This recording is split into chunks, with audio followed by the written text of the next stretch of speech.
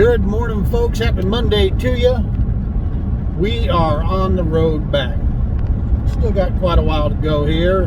Coming back from Arkansas, heading back to Colorado, heading home. Got a small break. Going to take a little vacation. Got a little True Patriot Outfitter veteran fishing trip to go, and then we'll be getting our local season cranked up. But for now, I wanted to go ahead and give our little breakdown here. Our full recap of Lake Conway. What a beautiful lake.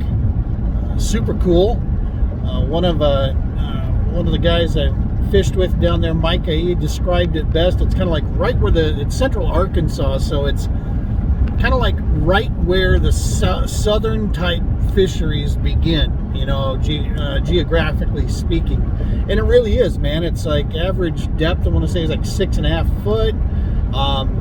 Got some underlying vegetation, a little bit of some lily pads in there, lots of cypress trees, real swampy areas, you know, quite a bit, and lots of little creek channels running around. And so it was very, very cool, man. And yeah, we got down there, and I wasn't going to end up fishing this lake. Actually, the true lineage of this was we were registered. Then a couple things come up in our schedule. We were able we pulled out of this one, got in for another one to make sure we can get our AOI stuff, in, and then schedule got kind of bumped around. Some business stuff popped up, made it possible for us to come fish this one. The only trick was we were only going to get one day to kind of break it down and see what we could see. So we did that. I think, in all honesty, we found, some stuff, what we were thinking we were going to be able to do. But in all honesty, also we were breaking this lake down right when the lake was, really just kind of washered up, man. It just got all mixed up. Locals were saying there was a local tournament that went on Saturday. And the locals were saying Sunday through Wednesday, man, the place was on fire. It was just fishing phenomenal. But we didn't get in there till late Thursday night. So Friday morning, there was a storm descending on the area. I'm sure if you've watched any national news, you've seen that. We got really, really lucky, man. It kind of passed around us. We got plenty of rain and lots of winds. But the major areas of the storm hit further south.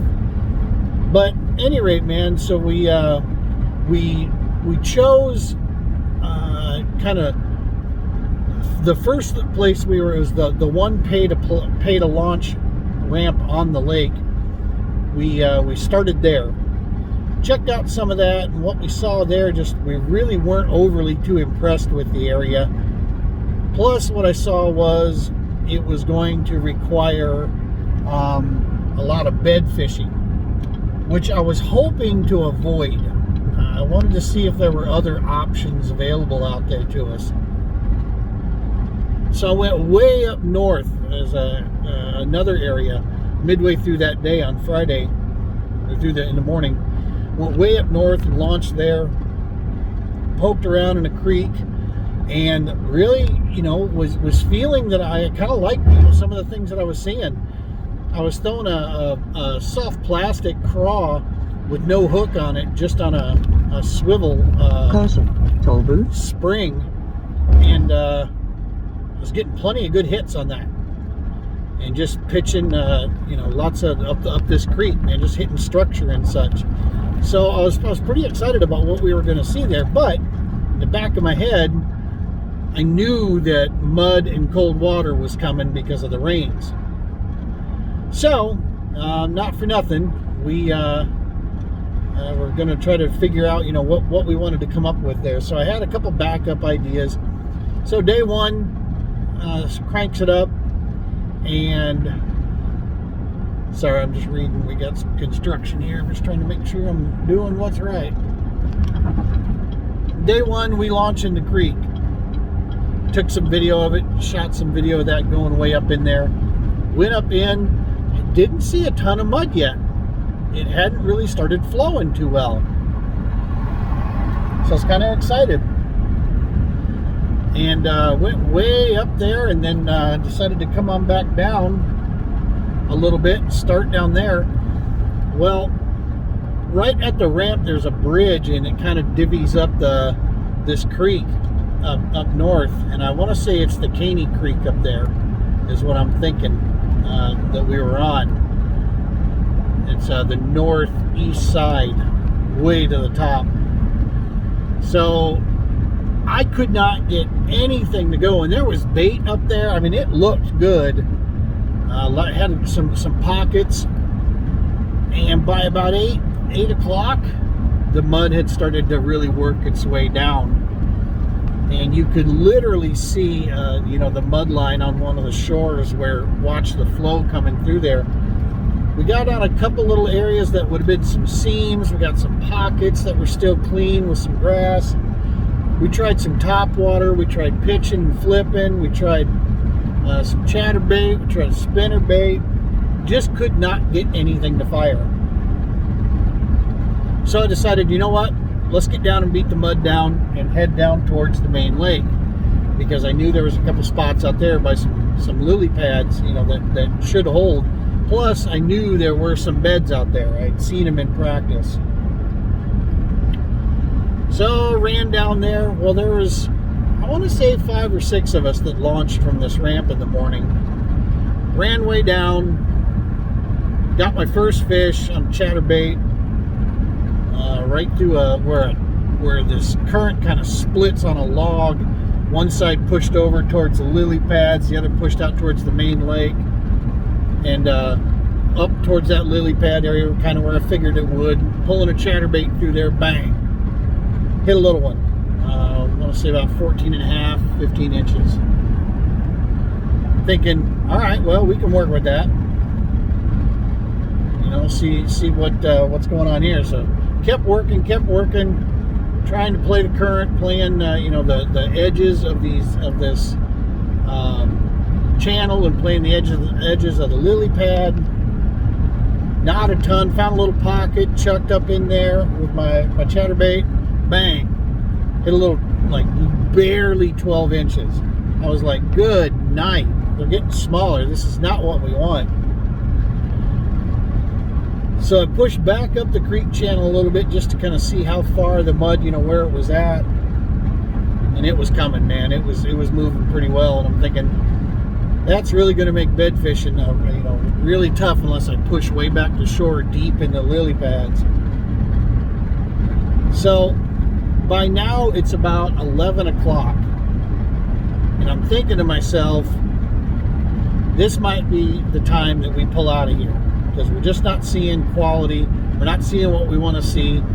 And to be honest with you, I don't know what my hang up was, but I just didn't want to bed fish, man. It just wasn't, it just wasn't fun. I wanted to, maybe target fish, that's fine, but going and pulling a little buck bass off of there, just, it's not what we were here to do. I wanted to find these big females, see if we could catch a couple of them before they got to the bed there that were still chewing. But dude, that wind was moving. And the main lake, when I looked out there from that creek area, was already mud. Keep in mind, I'm way on the north end. It was all mud. Our creek channel was still relatively clean by comparison, and there were white-capped rollers going on out there with the wind. We were kind of protected back in this little area of the creek channel where I was at, so we didn't have to fight that. And I'm thinking, I'm never going to get anything to really, fire out there, and just trying to keep myself from getting swamped, alone. And there wasn't really any, the entrance of this creek channel was so wide, and there really wasn't a defined good point. You know what I mean? It was all just this big flat, like an expansive flat. Way up north there, it's just shallow. Not a lot of contours, not a lot of contours to the depth range up there. So I started rolling in my head, maybe I should just trailer up and get down south and try to see if we can, get on something down there. Well, then I noticed out of those 5, 6, pretty much, like, I want to say something neighborhood like 3 to 4 of them all left. They trailered up and got out of there. There was just one other guy and myself that from the morning that I remember that was still down there. That was Troy Anke and myself were still down there. I could see Troy, what he was doing, where he was at, because I mean, unfortunately, the areas, I'd gone up and down that creek a couple times, and the areas to really, you know, get decent fish on were kind of limited, so we were in the same general vicinity quite a bit. And yeah, man, it just never seemed to come together for me. By the time I started trying to do a little bed fishing, it was pretty late in the game, and then I you know, my brain just was kind of one step behind, which has been a reoccurring theme for me this year. For some reason, I can't get started. I still don't feel like I'm in a groove yet for the tournaments this year. And I'm not sure what that deal is. I am 3 tournaments deep. You know, doing this at the level I'm doing it at, I don't have excuses like this. I need to be ready to go and get out there. You know, I interviewed last week our Colorado Nation's Kayak Bass Nation state champion, Miss Leslie Ali, and she had said that when she was at the national championship, she had these, you know, you get this, you know, so many people are counting on you and supporting you that you want to do well for them. And man, do I get that, because I have the most amazing support system with my family that give me the room to go do this, and my wife, who is my hero, and someone that I admire. I am eternally indebted to emotionally and mentally for her support to allow me to chase this. And no matter how I do on the results or whatever, it doesn't change how she greets me. You know, that, you know, I can tell she sympathizes for me in a lot of these cases, but at the same note, doesn't change her view of the, you know, the situation and what we're doing, and that's huge. Couple that with, in my heart, I truly do believe I have the most amazing companies sponsoring me. The people that are behind these companies are people that again, I admire, I respect greatly, and I love these guys for getting behind a you know, a relative no-name, you know, and basically supporting what we're doing out there in direct support of the work we do on the nonprofit, you know, side of things. And that, because they know that without this, we don't really, you know, our business model doesn't work for the other side. So what we're trying to do here, you know, this mission that we're on, these companies like Amped and Vicious and All Terrain and Blackfish, and the new companies coming on board, Onos, Sunglasses, there's going to be a new dealer in the Colorado area for New Canoe. New Canoe has a company itself, the way they take care of us. We're getting ready to ink a deal here with a local company in Denver who's been around for years, and we know a couple of the people that work for them directly. And you know, we've got such amazing companies that support us, man, that we want to do well for them, right? And so you can't help but, you know, it starts to get in your head a little bit. And I just feel, for whatever reason, that we're just kind of behind the 8 ball this year. And I don't know, maybe it's because we got our pokers in a few fires now, with the podcast, with the nonprofit work. We own a nonprofit, and then we work with, you know, with and for Romans Warrior Foundation. Maybe that's what, you know, I'm just having a hard time in my brain getting my priorities straight, you know, as far as what, or being able to switch over my priorities when it comes time for this stuff. But in the same regard, I feel I know where my priorities lie, and that's in that nonprofit work. But at the same time, this is part of that, right? I mean, if we do well, they do well. That's the whole connection piece we have here with this. So it becomes kind of it's a job responsibility. It's a job duty. I said duty. That I have to, yes, that's my inner 15-year-old, that we have to, perform well, man. So, I don't know. Hopefully we'll get some time here. Like I said, we're getting a little break. Gonna get out and just do some fishing. I got a couple things I want to try on the kayak, a couple of retrofitting that we're gonna do here, and we're gonna try a couple of those things. We'll see what happens, and maybe we just get some time, get in the groove, and be ready to go by the time our local event at Chatfield Reservoir opens up. Plus, my wife and I finally going to get a little mini vacation, something she more than deserves, for us to try to get away.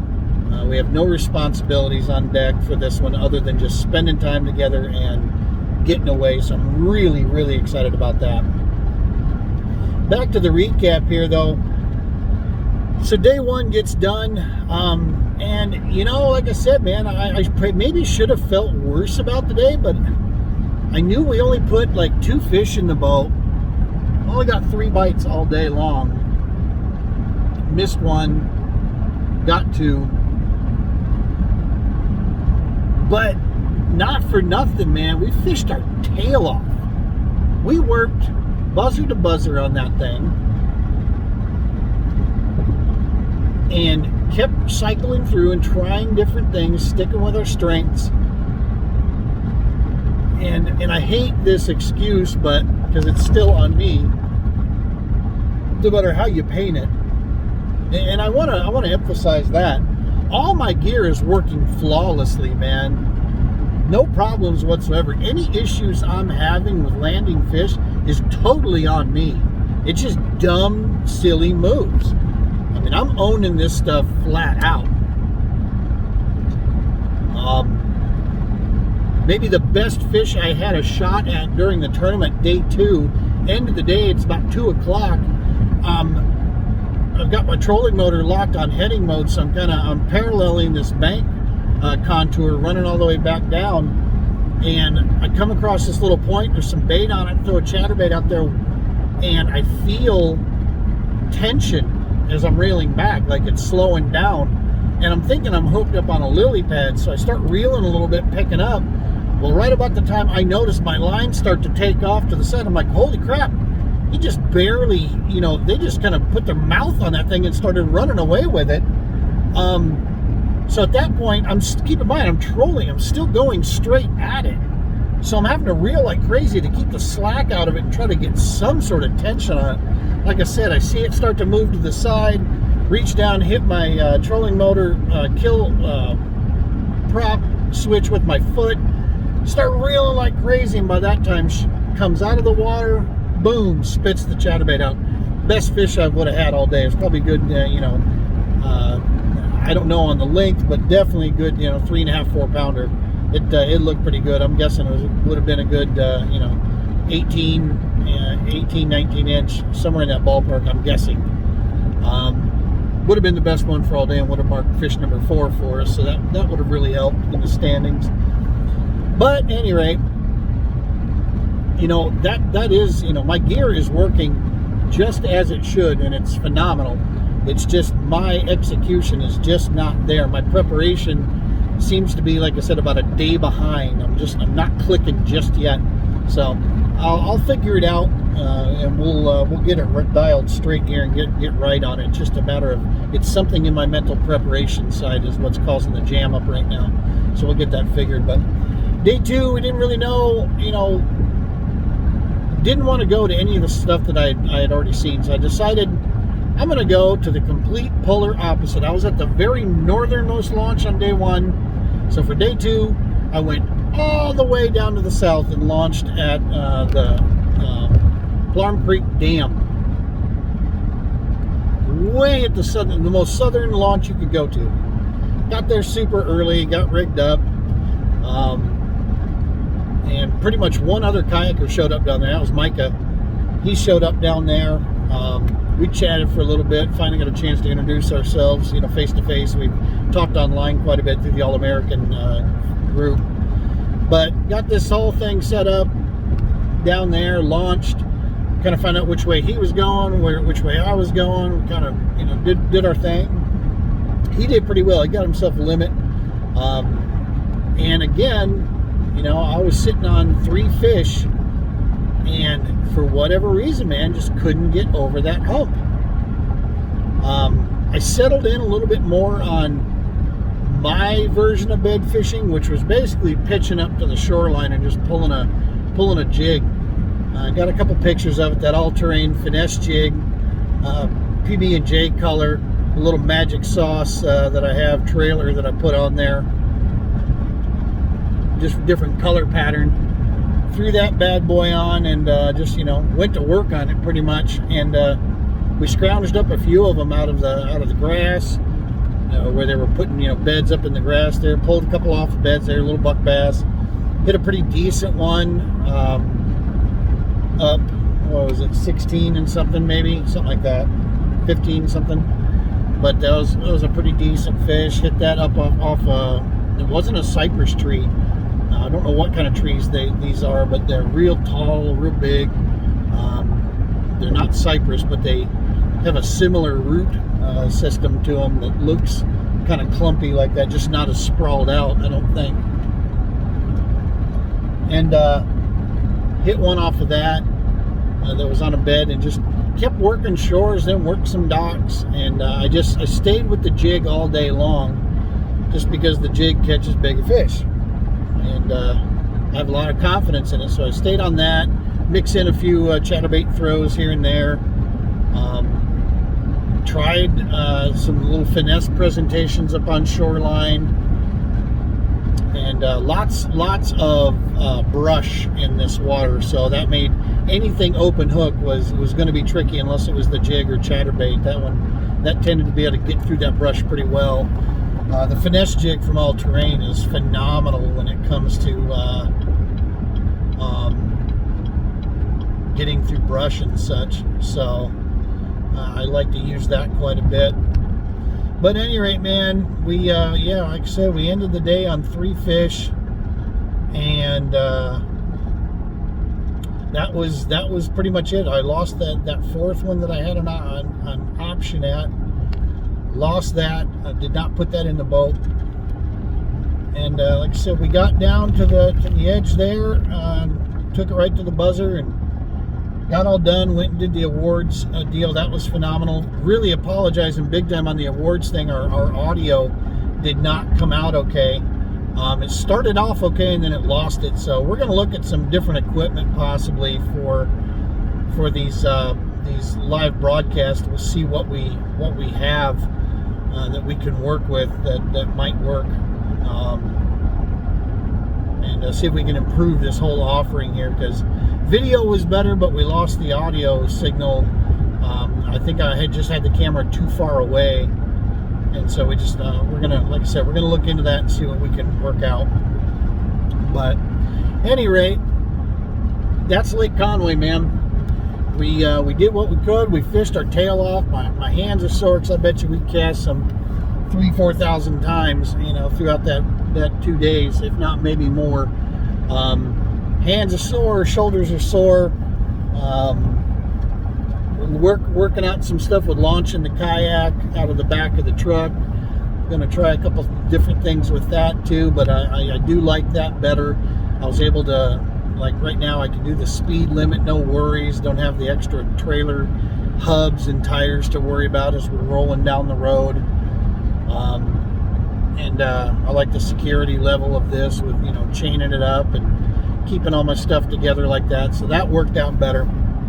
But small break, like I said, get ready for some cool, we did get some cool content, some good digital photos, such, so we'll be posting those over the next few days here. We'll get a lot of that stuff up, and you're probably watching this on YouTube or Facebook. Either way, thank you so much for your continued support out there. I promise you, we're going to get this, we're going to get ourselves up there in the standings quite a bit. I don't think we finished horrible, but just not great at this one. For what it's worth, there was only one angler that put 5 fish limit up both days. We do know that. This place was fishing tough, dude. And only one guy, and that's the guy that won it, Mr. Garrett Morgan, who's, he knows that area. He's the only guy that put limits up on both days. So taking what happened there with a grain of salt, basically, is the way point I'm making with this. But at the same time, it's not so much how many fish, it's the process that we went through getting there. Still didn't feel 100% meat yet, right? So that's what we're waiting on. Is I gotta figure that process out there to get locked in. I know what the successful feeling feels like. I know what that preparation feels like. So until I find that again and get that narrowed back in, I'm not going to be satisfied. So we'll get there, and then we'll let the chips fall where they may, and then we can go on from there. So, but like I was saying, folks, thank you so much for all of your love and support here. We can't do this stuff without you guys. Stay with us here. Check out a lot of our amazing sponsors. These companies, like I said, they're not just selling great products that we trust and rely on the road and out on the competition trail, facing some of the best anglers in the nation. They're also, like I said, they're companies that are backed by amazing people with huge hearts and just awesome teams of people that are there to take care of you as a customer and do good business out there. So it certainly warrants a chance to check them out. Amped Outdoors, Vicious Fishing, Blackfish Gear, all-terrain tackle, Ono sunglasses. If you're an old guy like me, we got some cool stuff coming on those, on these sunglasses, on these polarized fishing with bifocals, y'all. And we finally found a company that's doing it right. So check those guys out. And if you're a vet or first responder, 25% off retail price right off the top.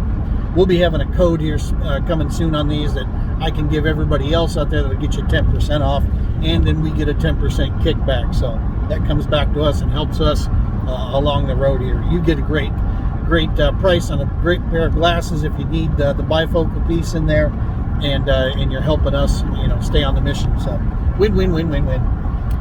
Thanks, folks. That's the Lake Conway All-American Kayak Series. Hey, check out the All-American Kayak Series. Love these guys. Love the anglers who fish. Get to see cool places. Next up is the Truman Classic, the All-American Kayak Classic. Our Super Bowl is happening, and at the same time, there's a Truman Trail Series event going on. So lots of us are double dipping. Tune into that one. You don't want to miss. That is going to be a big event. Some of the best clubs from all around the country are showing up to Truman Lake. It's going to be a blast down there. As always, folks, tie lines. Be safe.